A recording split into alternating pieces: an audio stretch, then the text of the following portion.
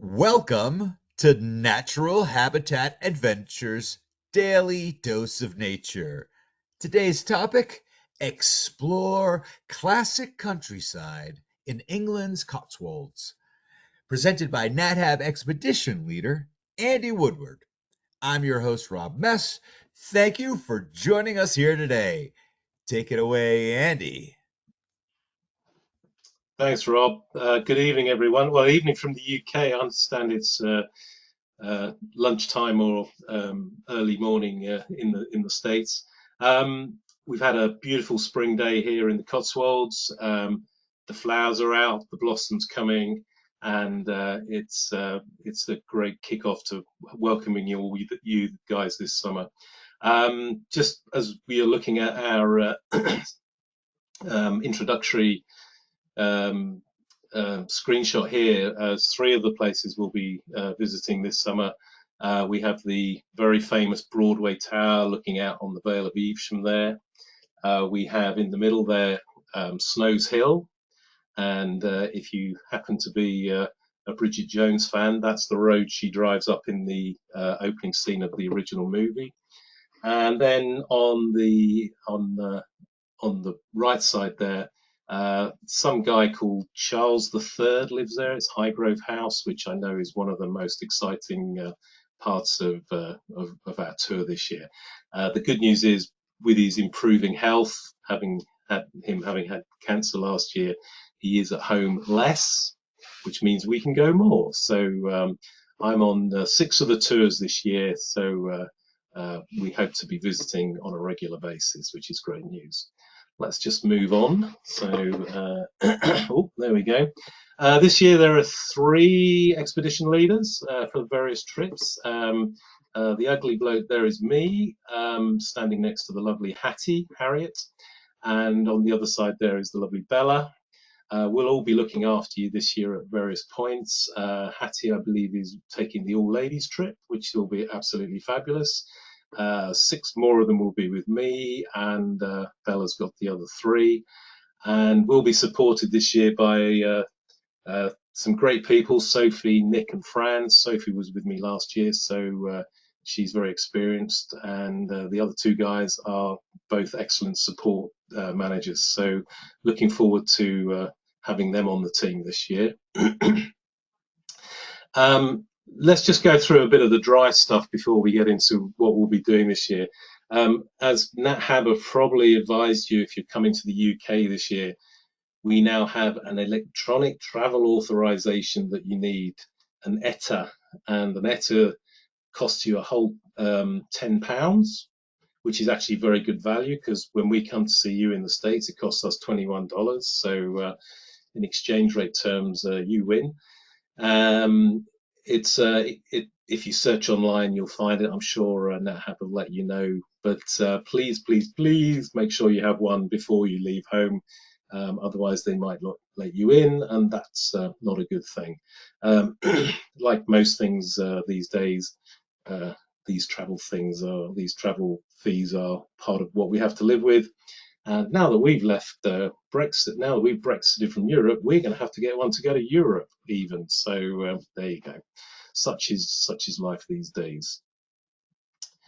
Right. When you come over here, once you arrive at Heathrow, there will be a very nice NatHab representative to greet you. Some of you will be lucky enough to have me actually picking you up at the airport on the day before the tour starts, or the day of your arrival.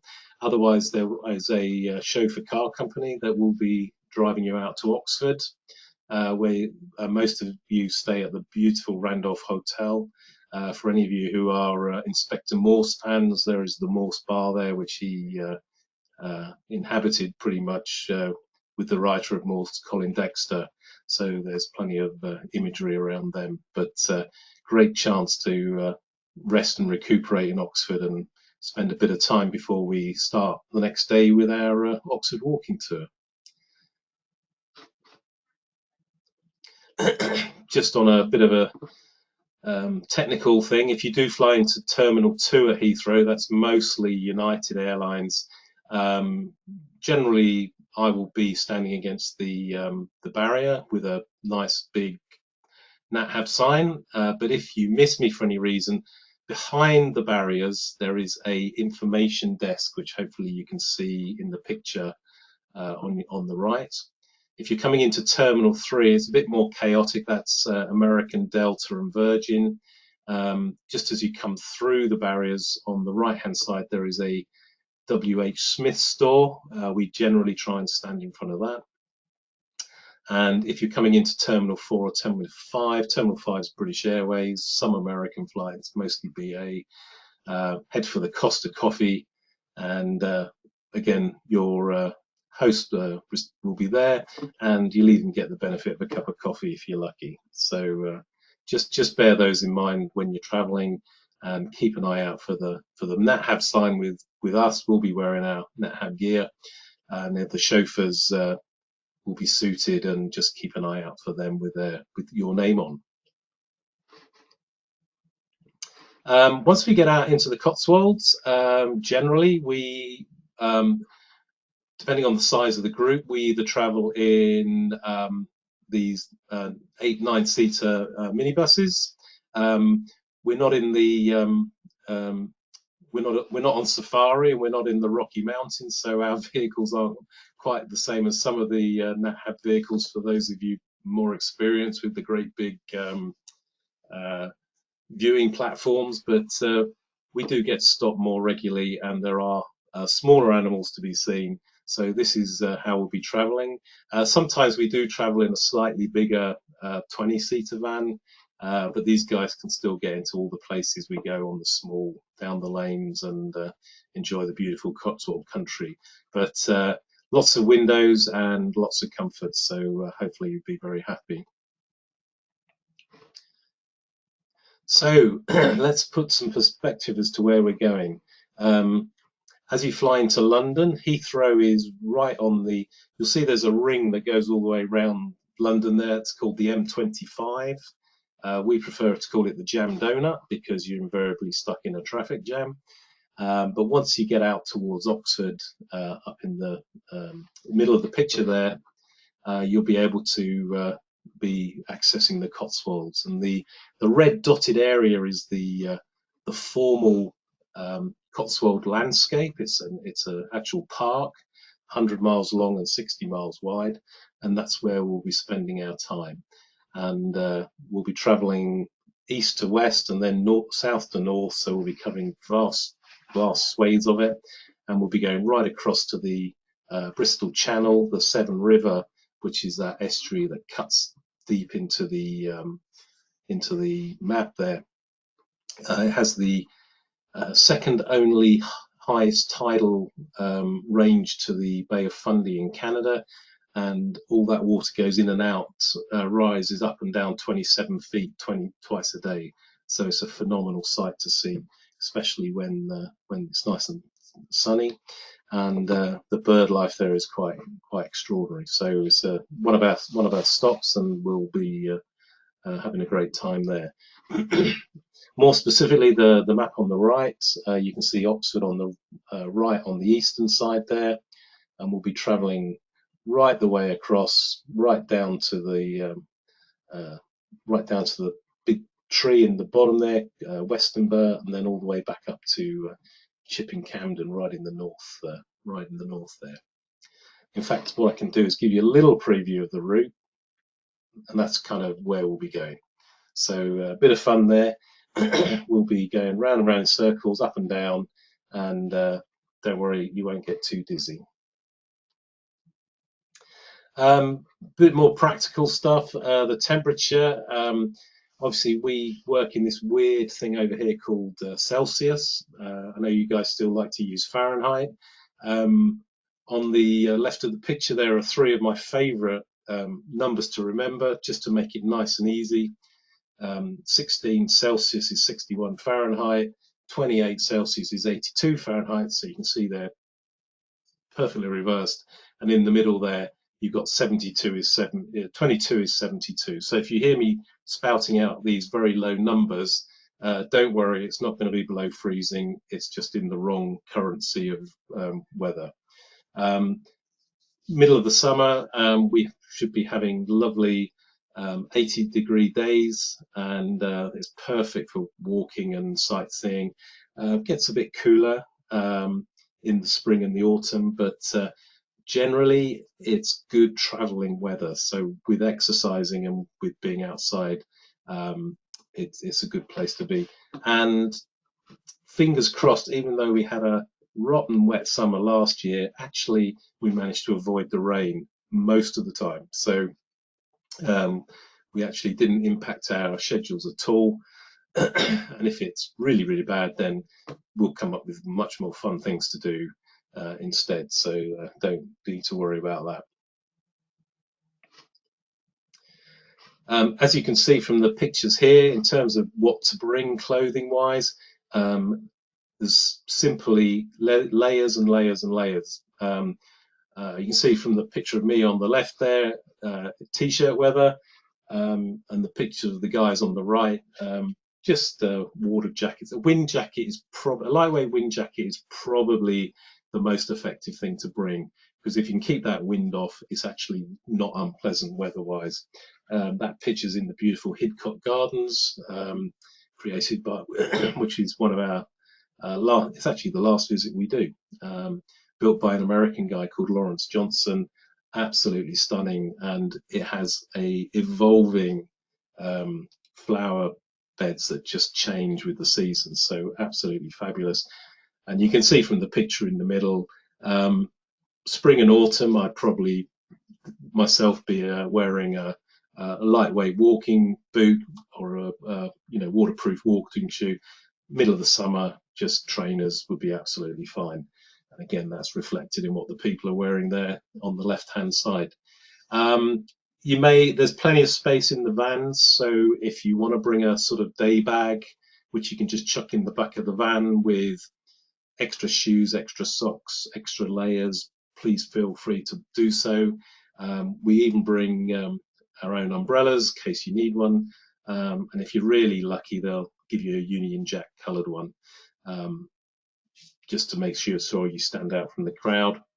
In terms of extra personal items, a small pair of binoculars will be absolutely perfect to see the bird life in particular. And feel free to bring as many cameras and everything from your iPhones up to your full telescopic lenses. Feel free to bring those along. Generally, this is a very safe part of the world to be in, so there's no fear of losing anything or people taking stuff. Obviously, we always say don't leave your brain at home when you go on holiday, but this is a very easygoing part of the world. But binoculars or telescopic lenses are great for seeing animals and birds in the distance, as you can imagine. A little bit of useful info. Yes, we use this weird, funny coloured money over here, pounds. If you're lucky now, you even get a picture of King Charles rather than the Queen on your money. You won't need a huge amount of cash, but it's always useful for gifts and spending. If you are buying your own food, I mean, we'll be feeding you like crazy, but should you want to go out and eat in a bar or a restaurant, we usually charge between 10 and 15%, which I know is as a tip, which is a lot less than I believe it is in the States these days. But if you're standing at a bar and someone gives you a coffee or serves you a beverage, then we generally don't tip when we're getting the products from the bar or the serving place ourselves.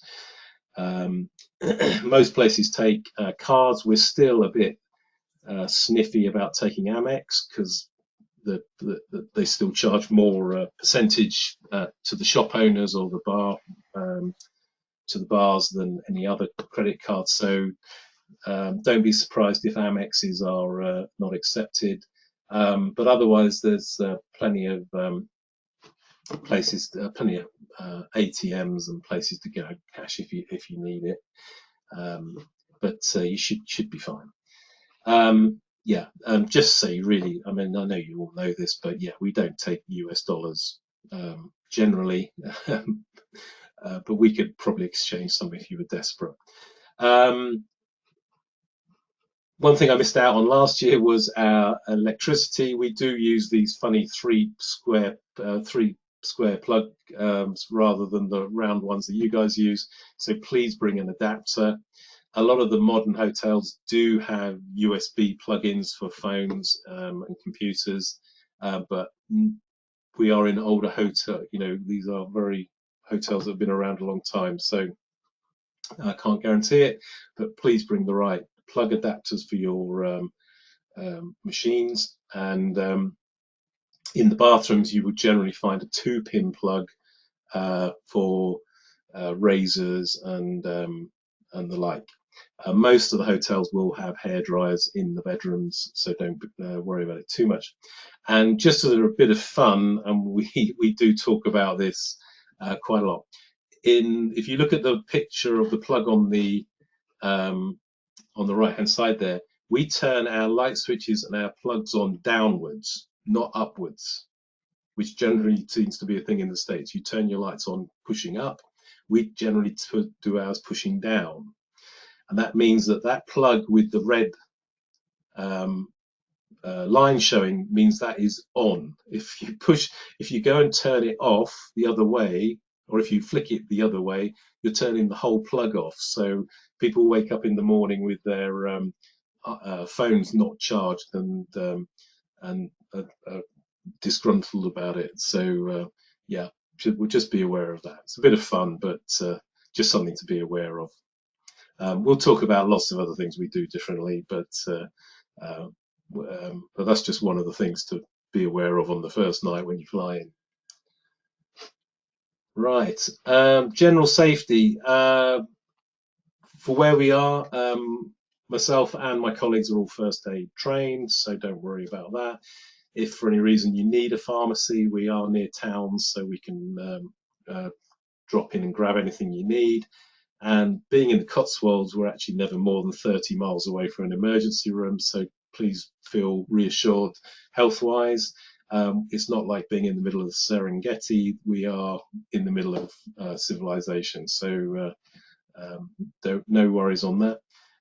We do drive on the correct side of the road. I won't say that we drive on the right side of the road, because obviously we don't. We drive on the left.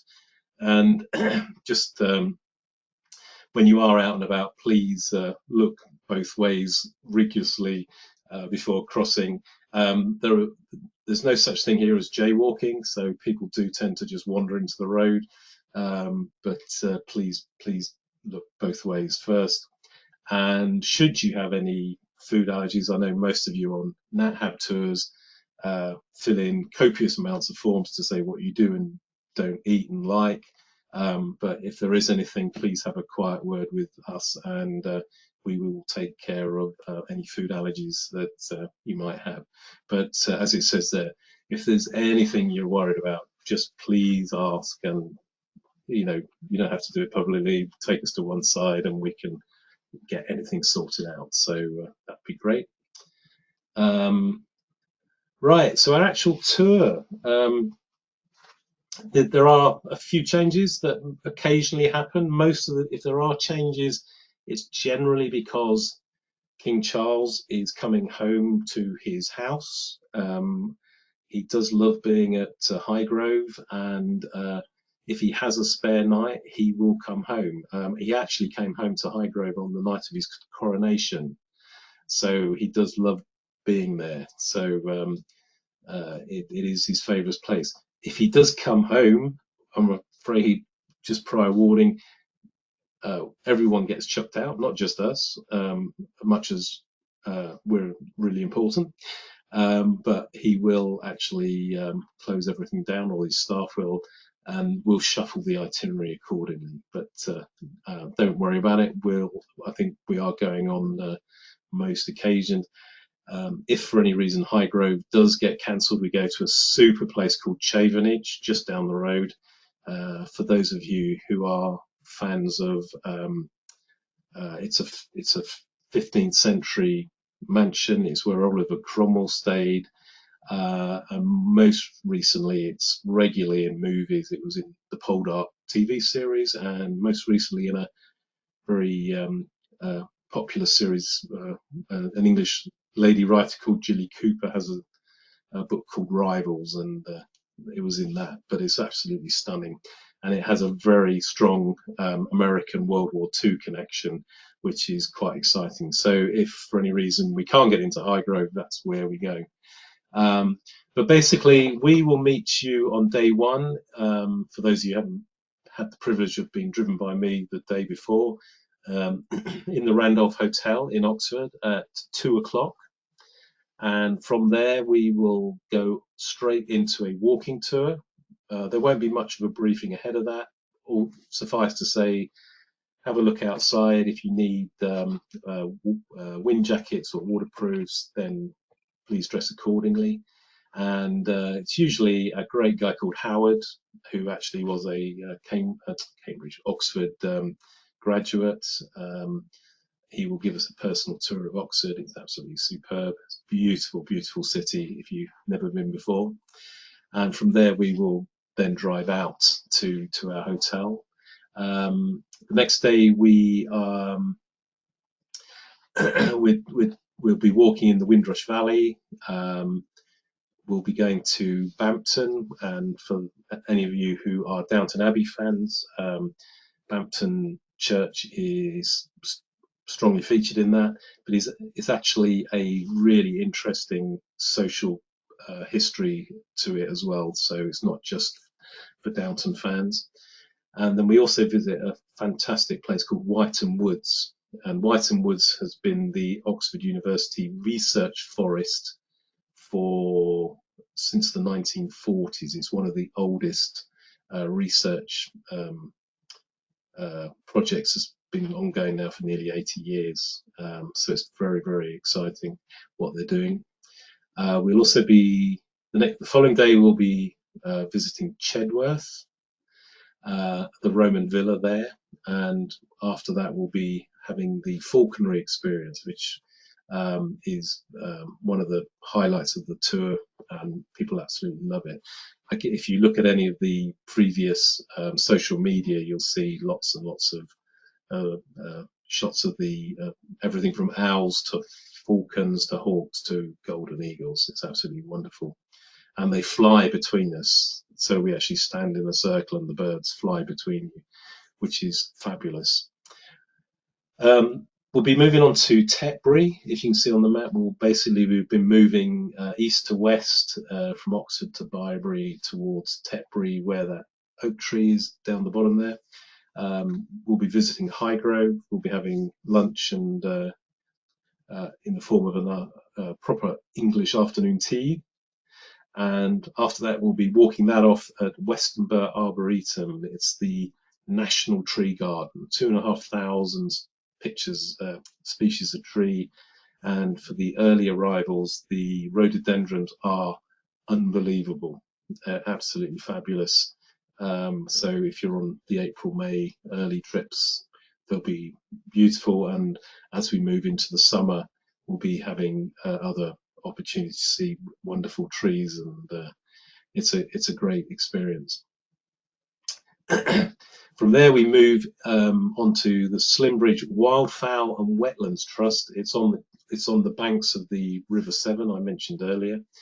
It was set up by Sir Peter Scott, son of Scott of the Antarctic. For those who know the story, Scott actually died down there. He arrived at the South Pole 2 days after the Norwegians, which we've never forgiven them for, but there you go. We'll be going out on the canal for lunch, and in the afternoon we'll be visiting the very pretty Rococo Gardens at Painswick. So that'll be. I was there a few days ago. The flowers are on their way. It's absolutely stunning. In the winter, so it's not something you guys will see, but they have 5 million snowdrops. It's absolutely unbelievable to see. Following day, we will be out very, very early for the dawn chorus. a walk with Ed, our birdman, who is a internationally acclaimed bird specialist. He's the world authority on peregrine falcons, and his knowledge and ability is absolutely lovely. And we'll be out very, very early, because it does get light here about 4 a.m. But we won't be dragging you out that early. It starts at 6, so it's a lot. It makes for a good long day. But that's followed by a terrific full English breakfast of your choice.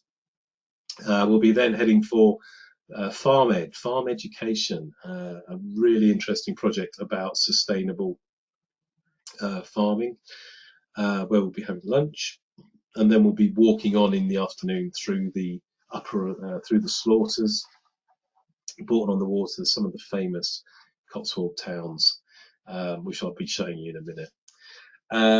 Very excitingly, and I've had the experience of working with this guy for a year now.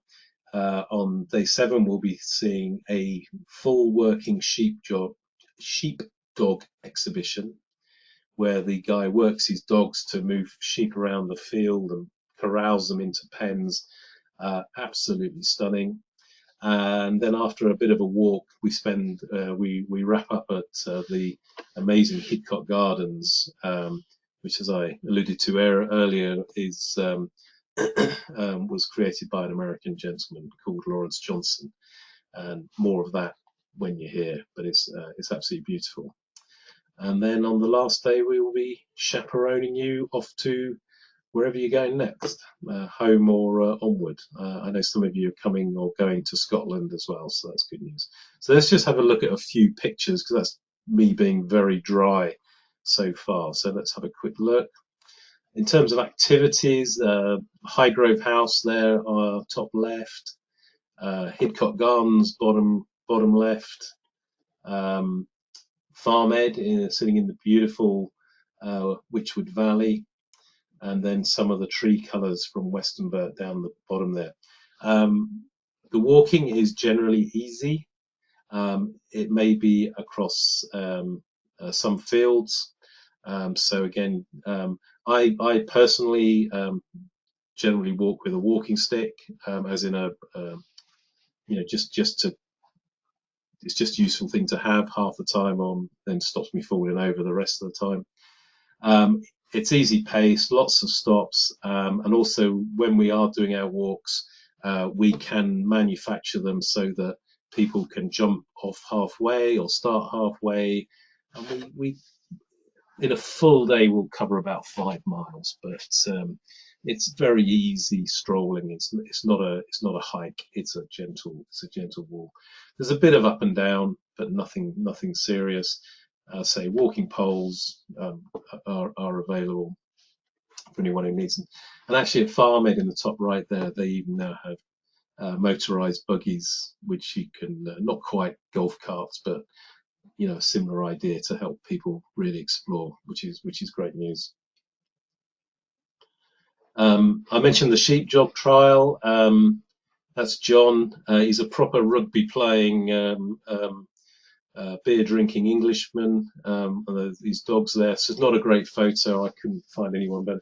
And the picture of the sheep there is actually one I took of near where I live. And it was just a beautiful autumn day that I was able to get out and walk a few miles with my wife, which was absolutely lovely. And accommodation wise, a couple of changes this year. The Old Swan at Minster Lovell, classic pub, old English inn. It's absolutely beautiful. It's actually next to the hotel we used last year. They're sister hotels, and we'll actually be breakfasting in the other hotel. Because we're now starting on a Saturday night, we're being slightly impacted by weddings and things that generally happen on Saturdays. So it's absolutely stunning, original, ancient property, as you can see from how it looks. In Tetbury, In the middle 2 nights we'll be staying at the Close in Tetbury. The other side of the hotel does actually open onto the high street, what you might call the main street, which is very quiet and lots of pubs, and it even has the Highgrove shop near to it as well. We use this hotel regularly. We eat there. In fact, we ate there last year regularly. Absolutely beautiful food and really nice people. And then the last 3 nights, to really give you a chance to unpack and review where you're at, the beautiful Lords of the Manor in Upper Slaughter, absolutely fabulous hotel. It was the first hotel outside of London to get a Michelin star about 30 years ago. The food there is absolutely stunning, and the gardens are beautiful in their own rights. And Upper Slaughter itself is a very cute little village, and one of my favourite places to be. As I kind of alluded to earlier, you will not go hungry. The quality of the food is absolutely stunning. Whether it's your breakfast, top right there for a full English, to a much healthier option. Cotswold is synonymous for making cheese, be it sheep or otherwise, cows. The cake layout there is from the Aston Pottery Cafe, where we had lunch one day. And again, they're world famous for their quiches, which is absolutely beautiful. And the top just represents some of the high quality food we'll be having. And then in the middle there is our picnic on the boat, on the canal boat, which is also equally special. Unfortunately, the young lady there, who on the right was my regular co-host last year, but she very sweetly had a little boy about 6 weeks ago, so she's in full throw of motherhood right now. So she won't be joining us, but I'm sure she'll be wishing us all very, very well. Just getting towards the end now. Few of the little friends we'll meet. That's an English red-breasted robin, different to your American robin, much smaller, very loud though. You'll hear them. You'll be seeing little muntjacs in the middle there, local cows, lambs. That's a hare in the middle, bigger than a rabbit, a bit like your jackrabbits, but they'll be around and about. Should be great. The owls, much rarer, but we might see one, and then some deer in the field. And I did finally last year, as I change over here, it's the hardest thing to find and see, but I did manage to see and photograph a hedgehog late at night, just scurrying down a Cotswold stone wall there. They are very cute. They do tend to run out in the middle of the road when they shouldn't, which is not good for their health. But this guy was busy burrowing and looking for food, so they are absolutely beautiful if we get to see one. They generally come out after dark, which makes it life a bit harder to see. And I know we're focusing more on the sheep these days than the hedgehogs, but just to prove they are there. And just a few little classic Cotswold landscape photos. The beautiful honey-coloured stone that runs all the way through, the thatched roofs, the flowers, the gardens, Broadway Tower there. That area behind the Broadway Tower is where they grow 90% of the asparagus in the UK. So asparagus season's the 23rd of June to the 23rd of April, 23rd of June. So if you're asparagus fans, then should be lots of fresh asparagus around. And then the bridge over the river in the beautiful Lower Slaughter with the mill in the background there. So these are all places we'll visit. And we'll just love taking you around because we love it as much as. And if you're going to live and work somewhere like I do, you may as well live here, unless you live in Colorado, of course, where Rob is. Have to say that for Rob, keep him happy. Right, and I've just moved, but before I moved, this was the view out of my back bedroom of a Cotswold evening sunset. So absolutely stunning sunsets. But that is a very quick 40-minute run through of the NatHab Cotswold trip, and I hope you'll be visiting, and I look forward to seeing you. I know there's people out there who watched this last year and are coming this year, so I'd be absolutely delighted to see you all over the summer. First trip in May, and really looking forward to it. Rob, what do you think? All right, well, let's get on to the question and answer session, Andy. So I like to remind you, if you do have questions, feel free to go to the question field in your control panel and submit the questions in there. Just go to the upper right corner where you see those three little lines, click on that, and click on the question field, and go ahead and pop your questions in there. So, all right, let's talk about some practical stuff, Andy. Yeah, So do I need to exchange money before I come over there, or can I use American dollars? And what about some of these pay apps like Apple Pay or Google Pay, things like that? Can I use those? yeah. Most places these days do take Apple Pay and Google Pay. What I would recommend is when you are offered, when they say, do you want to pay in pounds or dollars, it's better to pay in the local currency. You'll get a better exchange rate back on your credit card. You can take cash out of the ATMs. We don't use American dollars, but like I said, we'll take them and try and exchange them. But yeah, it is a pound economy, um, and not euros either. So yeah, is it worth changing them before you come? I can't. Um, it's one of those percentage questions as to whether you get a better exchange rate from your bank at home, or whether you just want to take money out from the hole in the wall.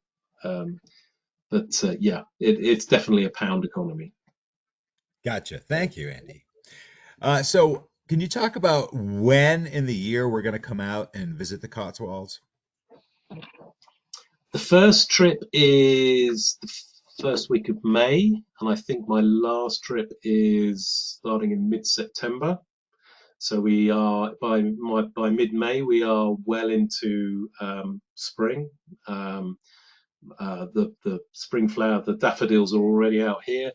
So the tulips and the perennials will be out in May. The rhododendrons will be out in May. The weather will be getting warmer.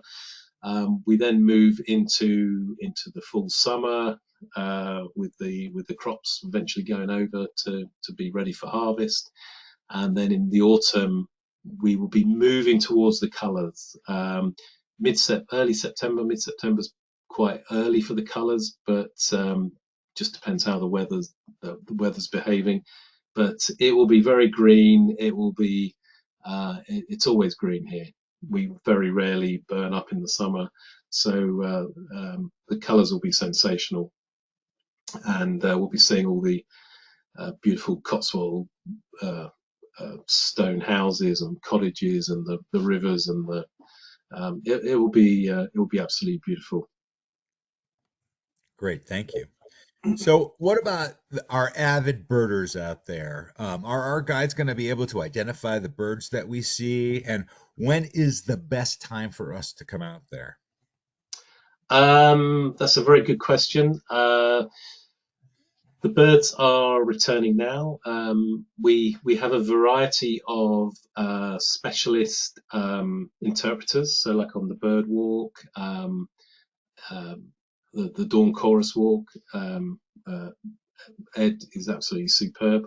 Um, I'm not an expert, but I am not bad. So I'll be helping. I can help most people. I do recommend, and I use it myself. I use the Merlin app on my phone. So if something is chattering away, you can generally pick up what they are. We have lots of different types of tits, blue tits, great tits, cold tits, long-tailed tits, which are very similar to American chickadees, I believe. And then we have very distinctive birds like the little chiff chaff, and that's the sound that they call. The English robin you'll see all year round, and then the bigger the particularly in the Cotswolds we have something called a red kite, which is a it's a beautiful bird of prey. It doesn't. It's a carrion eater, so it doesn't kill things. It eats things that are already dead generally, but they are absolutely magnificent on the wing. We have our own version of a hawk, um, which is a buzzard, and it's not an American style buzzard, it's an English buzzard, which is more like a hawk. Um, and we'll see plenty of those flying around. So the birders will have a great time, and feel free to bring your big camera lenses, and we'll get into some of that because we'll be out in the countryside, in the fields, in the hedgerows a lot of the time, and we can easily spot them. Great, thank you. Well, speaking of spotting, will there be spotting scopes available, or should I bring one? No, yeah, generally bring if you're into if you're into that sort of speciality, I bring your own binoculars or monoculars, telescopes, whatever. Generally uh, bring them with you. I mean, I tend while when we're down at the Slim Bridge, they provide extra binoculars. They're quite good down there, so that, they'll share. And depending on again the time of year, the migration, and the breeding season as well. They now have wild cranes back at Slimbridge, but all the different types of geese and wading birds and the riverside birds are absolutely stunning. Um, Ironically, I will tell this story, but no guarantees. There has been a uh, blue a white-throated blue cap, or is it blue-throated whitecap, which has come up from Spain. It's now made its home on the River Severn. The last time we were there were a bunch of birders had been there for 3 days looking out for this thing. We arrived, 15 of us, making an awful lot of noise. It hopped out on a stick, sat there for 5 minutes. I said, "We've got to go now," and it flew off. So, and I've seen it 3 times now, so I seem to be the lucky charm for seeing that one. But yeah, in terms of your own technology, it's probably better to bring your own. I do have a small pair of extra binoculars I tend to carry just in case anyone wants to see them. But I just use the small compact binoculars myself, and that's generally enough. Are there going to be any bats on this tour? Um, we're not specifically going to source them, but particularly around the pubs, the hotels and the pubs in the evening, you very often do see them flying around. So they are here. We do have several number of different types of species, but they are if on a nice summer's evening you sit out on the sort of patio or the grass outside the pubs and the restaurants, you do see them flying around. So they are very beautiful. In fact, the picture that I was showing at the end there, we had a small family of bats so we could sit in our back garden there and they'd flit around us, and it was great fun. So yeah, we're not in the sort of Carlsbad Caverns 400,000 bats leaving at the same time type of experience, but we do. They are there. They're wild, and they do cohabit with people very happily. So yeah, there should be some flitting around. Gotcha. Thank you so much, Andy. So what about rain pants? Are rain pants something you recommend that I bring with me? Um, yeah, yeah, yeah. I mean, I think if it has been, if the weather is a bit inclement, they're good to have, and also particularly early in the morning, and you we could be brushing through wet grass, so they are quite galoshes. What we'd call galoshes. I don't know if you have I don't know if you have a different word for them, but just like knee length waterproof coverings that go over your shoes can be quite useful if we're walking early in the morning. Um, if the weather's really inclement, we're not going to be going. We'll be doing something else. We'll find an alternative thing to do. We don't want, this is supposed to be fun, not not a route march in the rain. Um, they can be useful, and by all means, pop them in a bag, bring the bag along, chuck it in the back of the van or the bus, and they can sit there for the whole week if needs be, and just pull them out as and when you need them. So I don't think I used mine once last year, but I use I do have proper walking hiking trousers that I generally wear. We generally do not have ticks, so that's often a reason that people might also wear long trousers. We occasionally have a wood tick that might nibble you. We generally don't have too many mosquitoes, so that's not a problem. We do have a few midges, so we don't really have anything too serious on the biting front, and there is only one poisonous snake in the UK, and that does not live in the Cotswolds. You need to be on dry moorland to really find one, so that's not an issue either. So it's generally a very safe place to be. You're not likely to get bitten or infected or anything like that. So yeah, but going back to your original point, yeah, rain pants. Yeah, I don't think I put mine on once last year. I might have had the bottom of my trousers might have been damp here and there first thing in the morning. But have a waterproof pair of shoes is a good way to go. Great, thank you for that. That was my next question. Um, Right. all right, so let's talk about logistics for just a moment. So Yep. if I'm coming into London early a day or so, is there going to be another place that I can meet besides from Heathrow? We would generally ask you to make your way to Oxford under your own steam.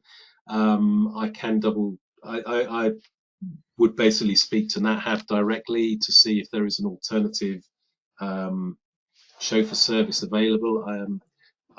I will admit I'm not sure whether that is an extra part of the cost as part of the package. Um, there is lots. The trains to Oxford take about 45 minutes from Paddington, right in the centre of London. So it's the easiest way to get out to Oxford, and the Randolph Hotel is literally a 5-minute walk or a 90-second taxi ride from the railway station. So if people are coming in separately, then it's perfectly it's very easy to do.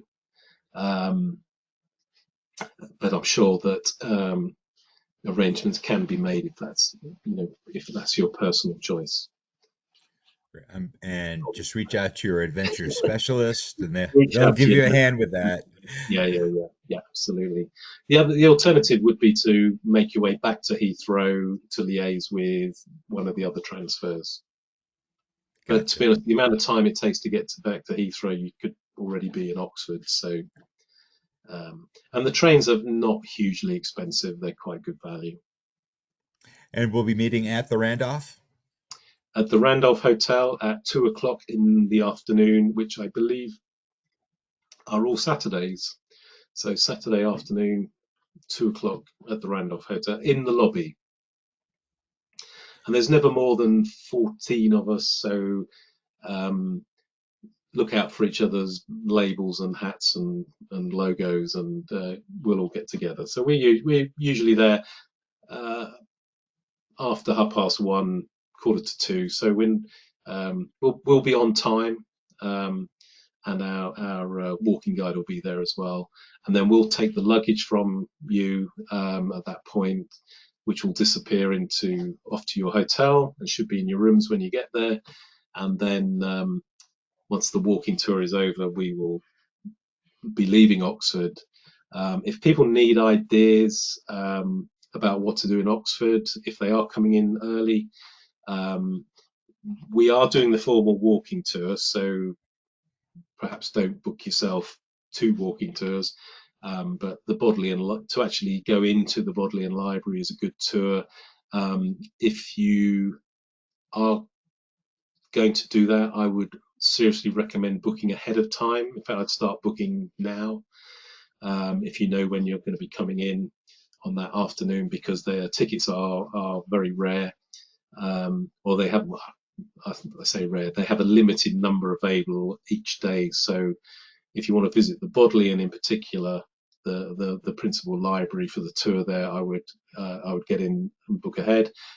The other place we don't go into is Blenheim Palace, which is where Winston Churchill was born, and is the only palace in the UK which is not occupied by royalty. It's the home of the Duke of Marlborough. Um, it's about a half-hour bus ride out of the city of Oxford. Buses go straight to the front door of the hotel, or take a taxi. But if that is of interest, it's absolutely stunning. It's a magnificent piece of architecture, um, and well worth a visit. So if you have a bit of time, the Bodleian, Blenheim Palace, or right opposite the Randolph is the Ashmolean Museum as well, which is free to get into. So all worth visits. And then we'll be covering off the colleges. The 2 big colleges that you may want to also book into are Christchurch and also New College. If you're a bit more of a Harry Potter movie fan, then New College is one to go to. Um, Christchurch is very, very famous. And again, I would book ahead of time online. Just look up Christchurch. So Christchurch is about £15 a head to get into. New College is £8 a head to get into. And if you just want to step into most of the other colleges, it's usually £3 a head. And St John's, which is again just opposite pretty much opposite the Randolph, is free to get into. So you can walk from sort of the real hustle and bustle street life of Oxford, and you go through the lodge, the gateway into these colleges, and you go into these amazingly studious, beautiful quads where all the students live, and go to this sort of really romantic, studious place from the hustle and bustle of the street. It's a great place to be. So, I mean, Howard, who's our guide, he went to St Edmund's Hall, and on the same corridor as him, or in the same year group, was Richard Curtis, who wrote Four Weddings and a Funeral, and Benazir Bhutto, who was the sadly assassinated Prime Minister of Pakistan. So it's amazing who turns up, who you might end up studying with. So yeah, very interesting. Great. Thank you, Andy. So how far in advance do you recommend we get our ETAs? I think as soon as you have your confirmed flight tickets, I would get on and just sort it out. It's a very new thing. I think it's just come in this year, but I just get online and sign up. It's just a case of working through a form. You may be asked arrival, departure dates. It's not very expensive. It's just part of the admin of traveling these days, I think. But yeah, just once your flight tickets are confirmed, just sit down and get it done. Great. Perfect. I'm Thank you sure so much, your Andy. NatHab specialist would be able to help you as well if you've got any problems. Perfect. All right, Andy. Unfortunately, that's going to be the last question that we do have time for Okay. today. So I'd like to hand it back to you for any closing comments you may have. Well, I mean, if anyone has any desperate questions they're really keen to ask me, reach out through your NatHab specialist, and I'm sure they'll convey the question over to me. I do live in the Cotswolds. I've been here 20 something years now, over 25 years. I have no desire to move anywhere else, and it's just a privilege to show people around this beautiful part of the world, and it's an absolute delight to work with NatHab. So no, I'm just really looking forward to welcoming everyone to the UK this summer, and we're going to have an absolute fabulous time. Andy, thank you so much for taking the time to present for us today. And Pleasure. I'd also like to thank everyone who joined us today. So if you are interested in information on how you can travel with NatHab to the Cotswolds, give us a call at 800-543-8917, or you can email us at info@nathab.com. Our adventure specialists are always happy to help you out. And if you're part of a photo club and would like NatHab to speak to your members about nature and travel photography, email us at webinars@nathab.com. Join us tomorrow for our next daily dose of nature. You can check out this week's lineup, including our registration links, on our website at nathab.com/webinars. We did record today's presentation, and we will have the replay available on our website soon. With that, I will conclude the webinar. Goodbye, everybody. We'll see you next time.